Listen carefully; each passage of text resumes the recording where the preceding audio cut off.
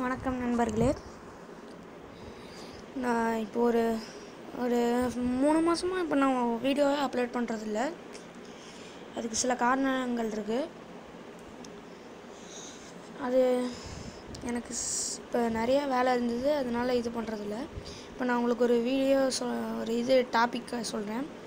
அது என்னென்னா, இப்போ எல்லாருமே நம்ம ஜியோ யூஸ் பண்ணுறோம். இப்போது சில ஃபோனில் மட்டும்தான் ஃபெசிலிட்டி கொடுத்துருக்காங்க. இப்போ நம்ம 1 GB தான் லிமிட்டு.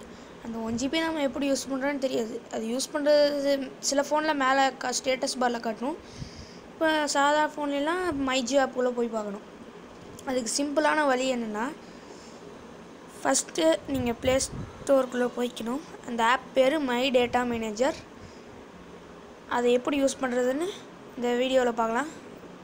வாங்க நம்ம இன்றைக்கி வீடியோக்குள்ளே போகலாம். ஃபஸ்ட்டு நீங்கள் ப்ளே ஸ்டோருக்குள்ளே போய்க்கோங்க.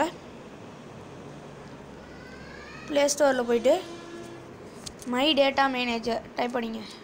மை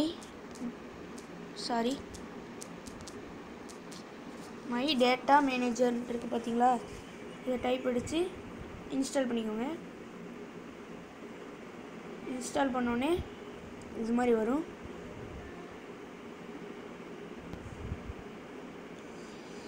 இங்கே மேலே 3 கோடு இருக்குது பார்த்தீங்களா? அந்த 3 கோடை டச் பண்ணுங்கள். டச் பண்ணிங்கன்னா மை பிளான்ஸ்ன்னு இருக்கும், அதை டச் பண்ணுங்கள்.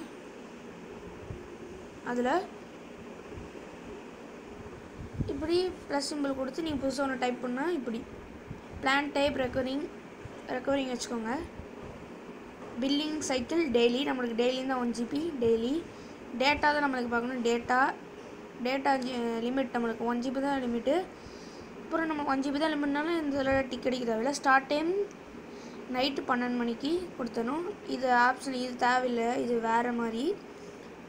டன் கொடுத்துருங்க.